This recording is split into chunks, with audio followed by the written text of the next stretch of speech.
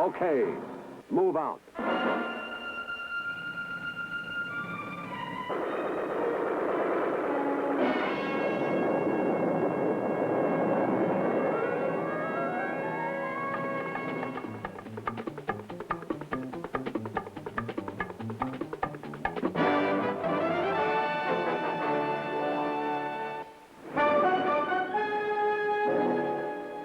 Since 1949, this narrow body of water has been both a symbolic and a realistic moat, separating the Taiwan island complex from the coast of the communist-held mainland of China.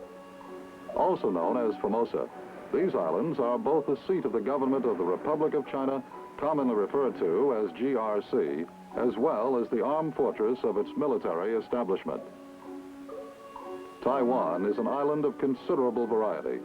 The eastern half is dominated by a chain of rugged mountains, while to the west lie flat and fertile plains, ideal for the cultivation of rice, sugar, and pineapples. The many rural villages serve to emphasize the timeless continuity underlying the Oriental traditions and culture. Only a few minutes away stand the modern cities of Taipei and Kaohsiung, bustling with movement and signs of 20th century living. But this appearance of tranquility belies the true situation, for during the Korean War, it became apparent that the security of Taiwan and the offshore islands was vital to the free world's defense perimeter, since these islands face a constant threat of direct aggression from communism. In 1951, the United States began the first military advisory assistance program known as MAG. Today, Taiwan, protected by elaborate systems of underground fortifications, supports an armed force numbering over 600,000. The advice, assistance, and training given to these forces by personnel of the U.S. Army is the subject of this report.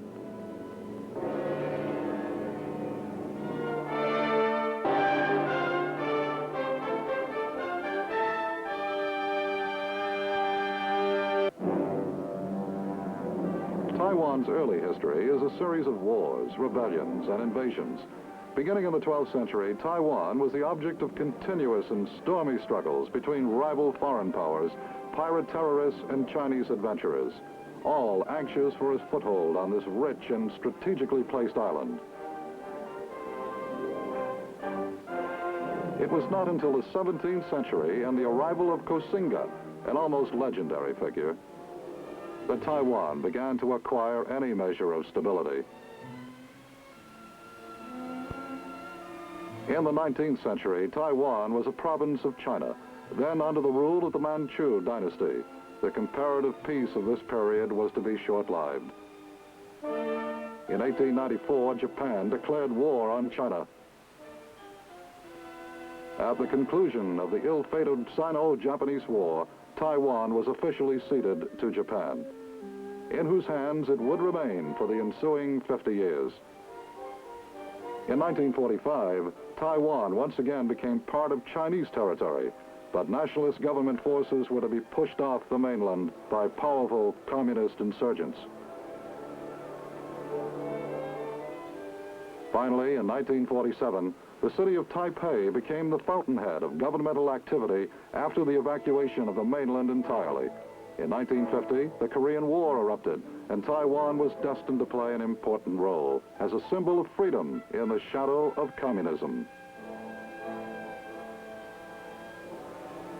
The island complexes of Kinmen, commonly known as Quemoy, Matsu, and Penghu, otherwise called the Pescadores, might serve as ideal stepping stones for a communist invasion.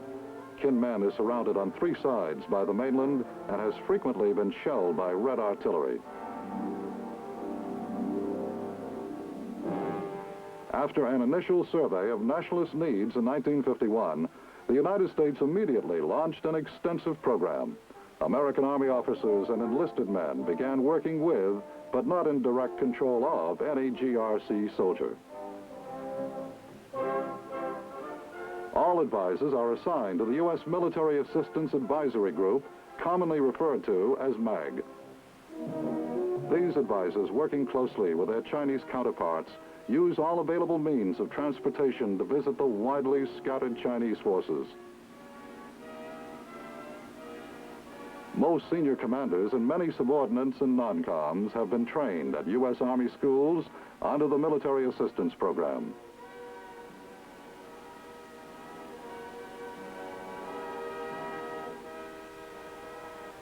Participation of MAG advisors on Taiwan encompasses the entire spectrum of Army training. The Army of any nation is only as good as its infantry. These men, going over the leader's reaction course at an infantry school, face a series of obstacles designed by U.S. advisors. It is similar to the leader's reaction course at Fort Benning, with a few modifications. Great emphasis is placed on infantry weapons training. Working closely with their counterparts, advisors have set up intensive training in a variety of light and heavy infantry weapons.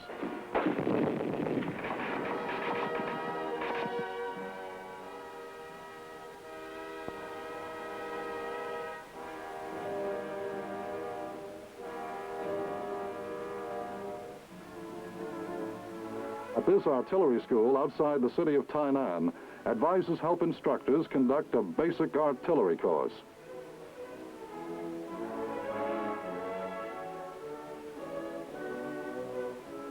They encourage use of training aids such as this puffboard, which gives students their first practical work in adjusting artillery fire. Firecrackers, for centuries a specialty of the Chinese, are employed to simulate artillery fire on a miniature village. Advisors are suggesting a changeover to more realistic powder charges.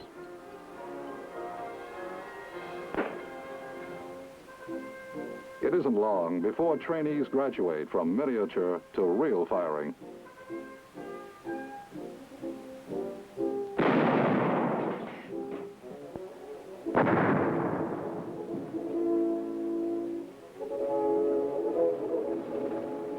The Chinese Army Armor School near Taichung is often referred to as the Fort Knox of Taiwan. Their basic tank is the US M41, since it is light enough to navigate the island's rice paddy terrain.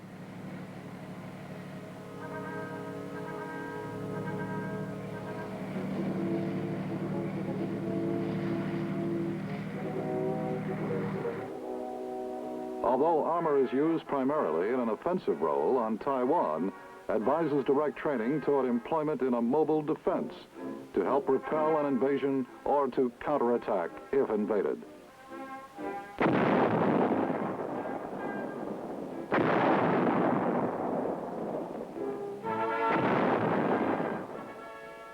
Many tanks used in training have machine guns mounted and synchronized with the tank guns. Their purpose is to simulate firing with less expensive ammunition, thus permitting Chinese armor to expend its share of the budget on items it regards as more critical.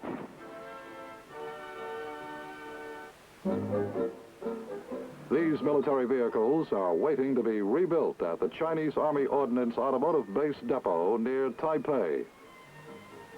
By working with U.S. Ordnance advisors, they have developed an installation with the largest military automotive rebuild capacity in the free world.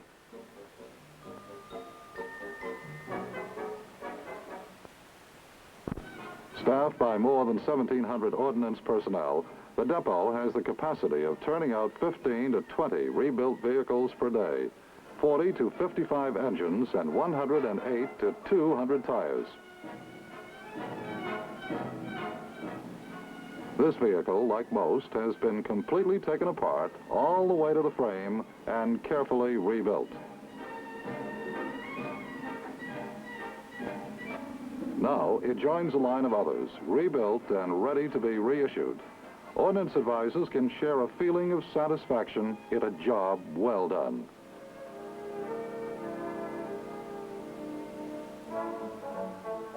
U.S. advisors in many areas of the world must devote a large percentage of their time and effort to making sure that equipment supplied by the Military Assistance Program is properly maintained.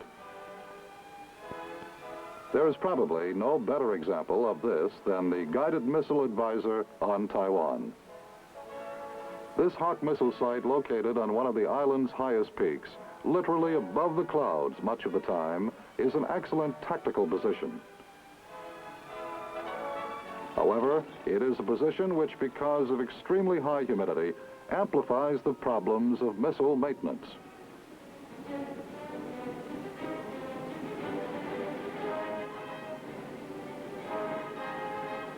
And as with most military equipment on the Taiwan island complex, the maintenance problems are compounded by the necessity of keeping ammo and other materiel in operation readiness at all times rather than in storage.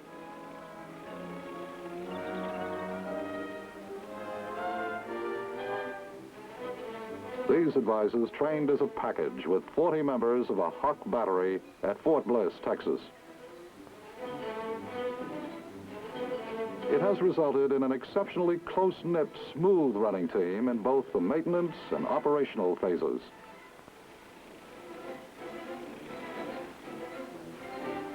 At a Nike Hercules site, crews participate in a practice firing. Just as if enemy aircraft were approaching, they rush out to man the launchers. They are quickly raised for firing.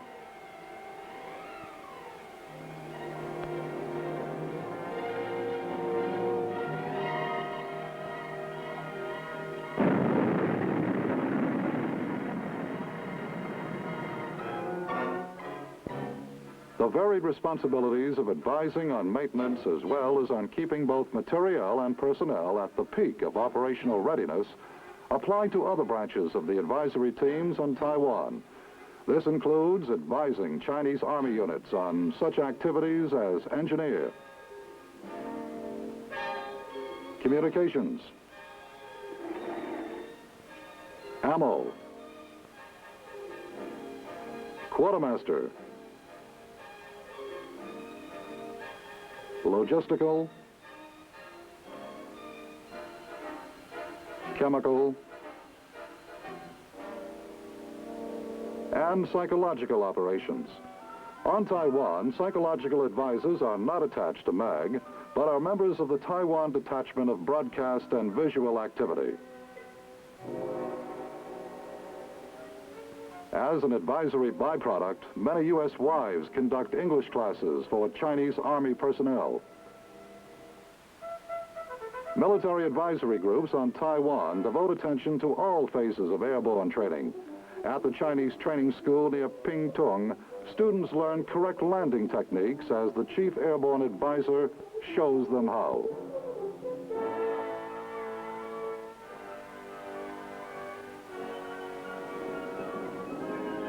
And soon, two C-46s head for the drop zone with their cargoes of first-time jumpers. Inside the cabin of one, the two U.S. advisors are ready to lead the way.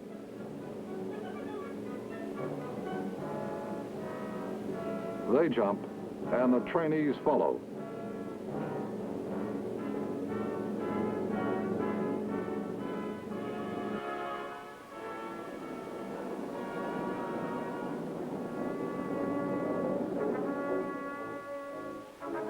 An introductory briefing before Exercise Sky Soldier testifies to the emphasis placed on combined training and Sino-American relations. The tactical situation is that an aggressor force has invaded Taiwan. U.S. paratroopers from Okinawa and a Chinese airborne unit will combine in a counterattack. The exercise officially begins as Chinese paratroopers ready to take off for the drop zone have their chutes checked by the jump master.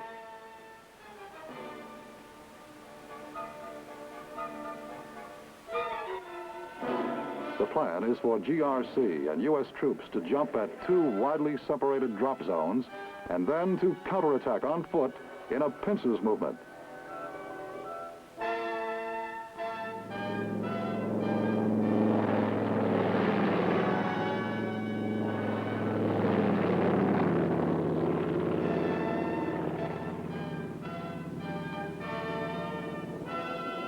Within a few minutes, aircraft of the Chinese Air Force arrive over the primary drop zone.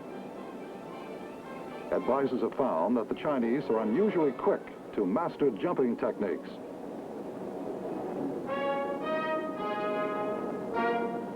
Throughout the exercise, the island civilians are highly interested spectators.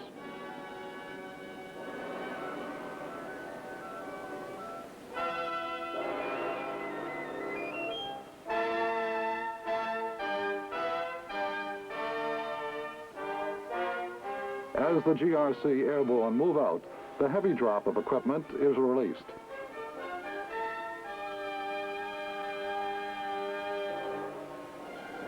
Miles away, U.S. aircraft completing their flight from Okinawa arrive over the secondary drop zone.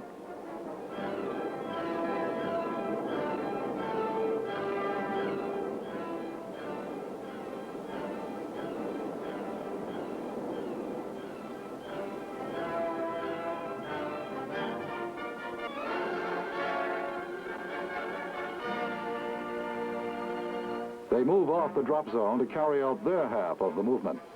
The main objective of both forces is to take an aggressor-held bridge. Pinned down at the edge of the drop zone, they receive word that the aggressor force is withdrawing and move out toward the objective.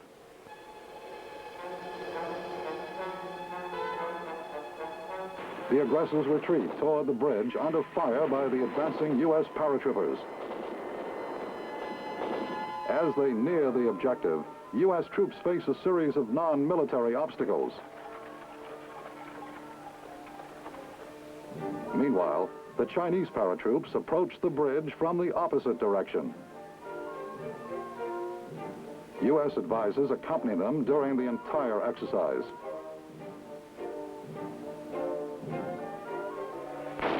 As the enemy fights to defend the bridge, the Chinese bring up their heavy weapons.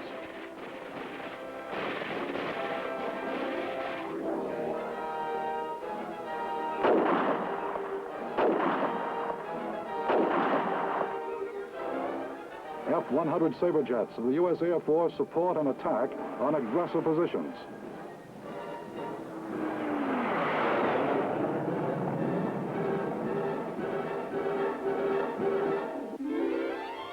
The invading force routed, U.S. and GRC troops link up on the main objective.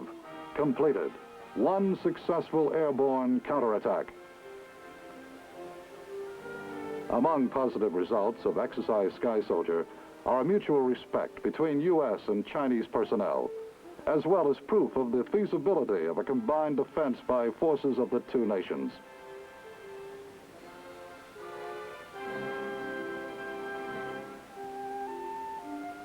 About 100 miles across open water from Taiwan lies Kinmen, as well as the other three islands in the Kinmen complex: Little Kinmen, Ta Tan, and Tan. On Kinmen's highest point, a radar site atop a fortress-like structure symbolizes the strategic importance of the four-island complex to the free world. For in addition to the aspects already mentioned, the Kinmen complex provides an observation post from which to keep the Chinese Communist coastal activities under close surveillance. It also adds to the depth of the overall defense of Taiwan.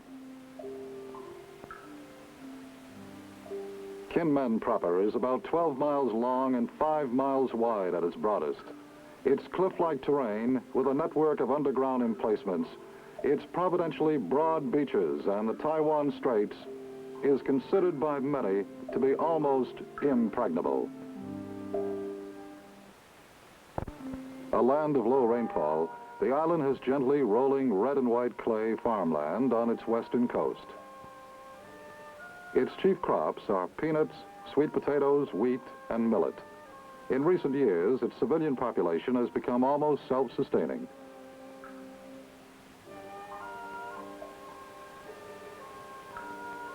Shanhui is Kinmen's second largest village. In recent years, the government has been in a position to eliminate the ancient specters of disease and unemployment and is establishing better health and sanitation practices.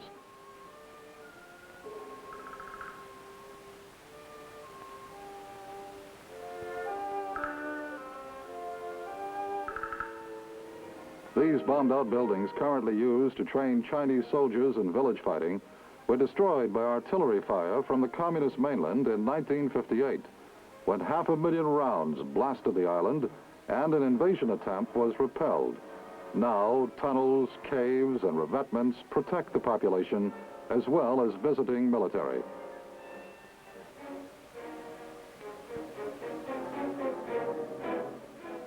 The shelling still continues, but only with rounds filled with propaganda materials and only on odd-numbered days. Most military establishments are located in tunnels or caves to reduce both casualties and damage to materiel, especially if the Chinese Communists should resume the use of high explosive rounds. Although in recent years shelling has been restricted to leaflet-carrying rounds, anyone within the immediate vicinity can be hit by shell fragments. As a result, visits, inspection trips, and resupply activities are scheduled for even-numbered days. The tunnel through which this Jeep is being driven also serves as the entrance to the underground office of the Kinmen Defense Command Advisory Team. Each officer advisor here has taken on 2 assignments because of the relatively small number of advisory personnel in relation to the large number of activities and installations. You are looking at the interior wall of another office, the cave enclosed operations office of a Chinese division. The division advisor and his counterpart climb the stairs from the intersecting tunnels that lead to the office.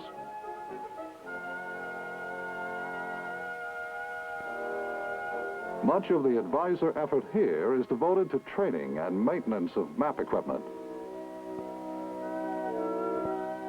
Although the troops on Kinmen are seasoned and are in a tactical situation, training and maintenance are vital in an area so close to an enemy threatening invasion. Behind these curtains are the underground living quarters of operations personnel. Many troops on Kinmen live in caves close to their duty stations. For many, reporting for duty each day is to walk through a maze of man-made tunnels to daylight. Here in the shadow of another tunnel, an aviation advisor and his counterpart, a general, discuss parachute inspection and maintenance. Most Army aircraft are protected by revetments. A sergeant advisor oversees maintenance of an L-19 with his counterpart, who was school-trained at Fort Rucker, Alabama. This is in line with the U.S. Army policy of bringing Allied nationals to the United States for training in operation and maintenance of U.S. equipment.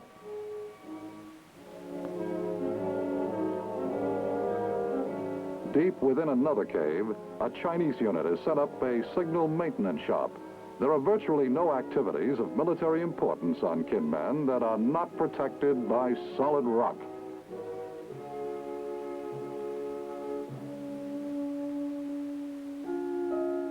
Another typical underground installation is the U.S. Army Communications Center. It enables members of the Kinmen Advisory Team to remain in constant communication with the Army section of MAG in Taipei.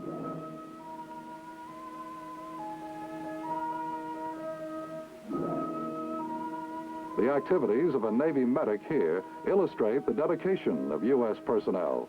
In keeping with the Navy's mission of administratively and logistically supporting U.S. troops on Taiwan, his original assignment was solely to administer to the medical needs of U.S. personnel.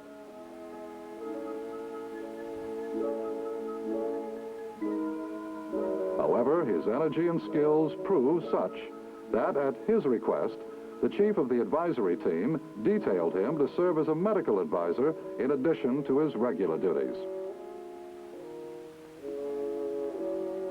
Resupplying the large number of military personnel on Kinmen presented a difficult problem until U.S. advisors helped to solve it. Faced with the necessity of moving supplies rapidly across soft, broad stretches of sand, they designed and helped set up a system that enabled an LST to beach, unload, and leave on one tide. This permits work crews to unload in a single, even-numbered day, thus avoiding a conflict with the communist shelling schedule.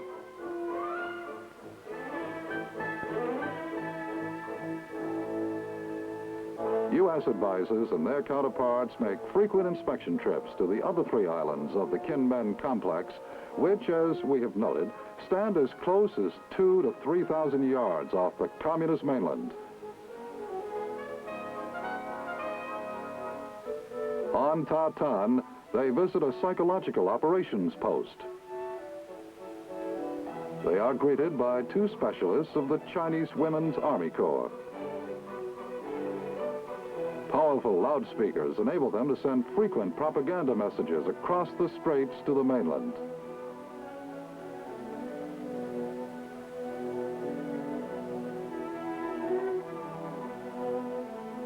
Psychological operations also involve release of balloons carrying scarce items such as soap and toothpaste to the mainland.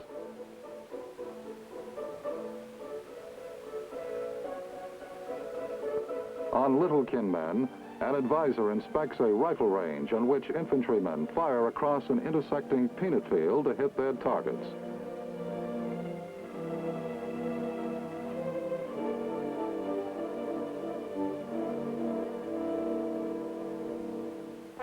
On Ertan, an advisor inspects several outposts from which observers keep the communist coastline under constant surveillance.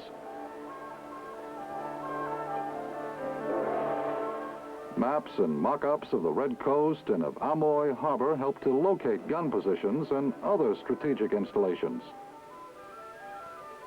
They can see that all is quiet and the situation normal along the communist coastline. Controlling the exit from Amoy Harbor, Kinmen is in effect the cork in the communist invasion bottle, performing much the same role for Asia as does Berlin in Europe.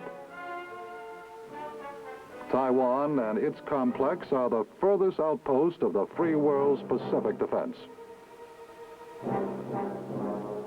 In April 1961, Lyndon B. Johnson, then Vice President of the United States, after a fact-finding tour of Southeast Asia, reported to President J.F. Kennedy, "The battle against communism must be joined in Southeast Asia with strength and determination to achieve success there, or the United States inevitably must surrender the Pacific and take up our defenses on our own shores. Asian communism is comprised and contained by the maintenance of free nations on the subcontinent. Without this inhibitory influence, the island outposts, Philippines, Japan, Taiwan, have no security, and the vast Pacific becomes a Red Sea."